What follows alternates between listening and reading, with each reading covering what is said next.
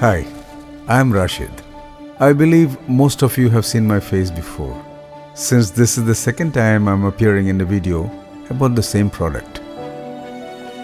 When you make a video about the same topic for the second time, it adds credibility.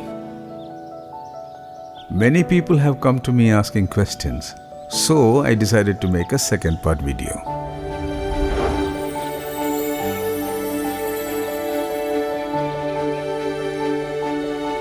After the last video, I intended to make another one after a year, but the right time and conditions didn't come together, and there were some physical discomforts as well, so I postponed it.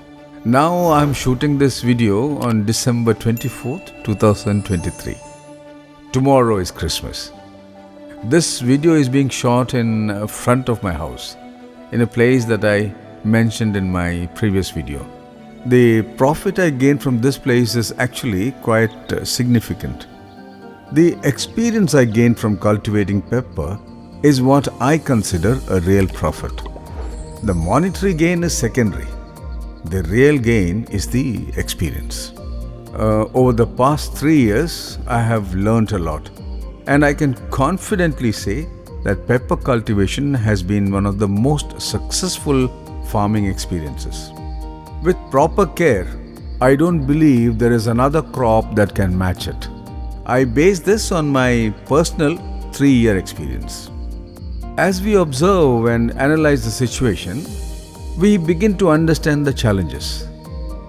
For example, the problems that arise with excessive sunlight, or the issues caused by insufficient sunlight, or the effects of rainfall.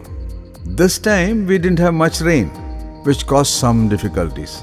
Now, some issues with the crops are starting to clear up. Through continued observation, we are starting to understand the deeper issues. I consulted with others who have experience in this field, and they all gave me different opinions. Ultimately, I made my own decision based on my observations and personal preferences. While there are drawbacks and challenges, I have learned a lot from the experience. As I expanded the project to a larger scale, I realized there are certain things I need to avoid, and other things I must continue doing the same way. I have successfully implemented many ideas, but there are still challenges and advancements needed.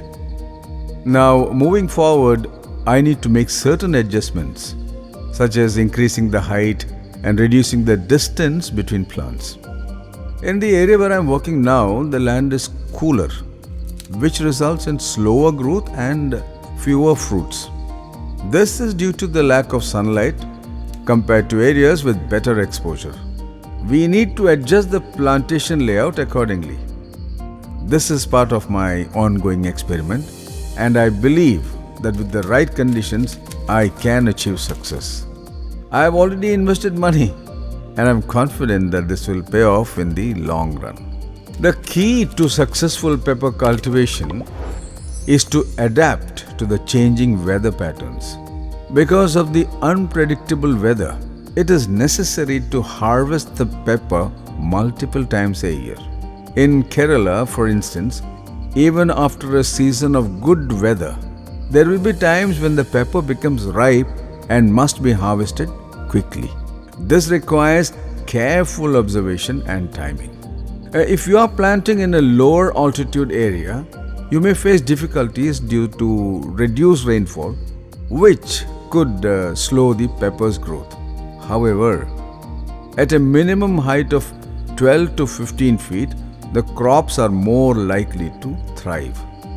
Growing pepper in this way is more cost effective compared to hiring laborers, as hiring labor could become very expensive. In terms of tree size, the weather conditions are a significant factor.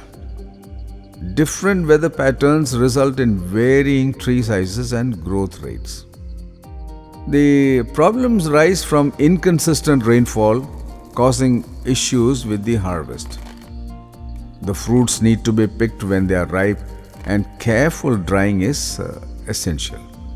If not done properly, the peppers can spoil and be lost. When the fruits ripen, You must harvest them and dry them properly. Once dried, they can be stored in poly bags or other containers to prevent spoilage. Now, I have already informed a few people about the process, and as more people become aware, there will be greater interest in this type of chemical-free pepper. The market price of this kind of pepper is higher than the average market value due to its quality and natural cultivation methods. Our next step is to explore export opportunities and market the product in a way that others can learn about the process. Many new studies have emerged on how to improve pepper cultivation, and you can find helpful resources on YouTube to guide you through these processes.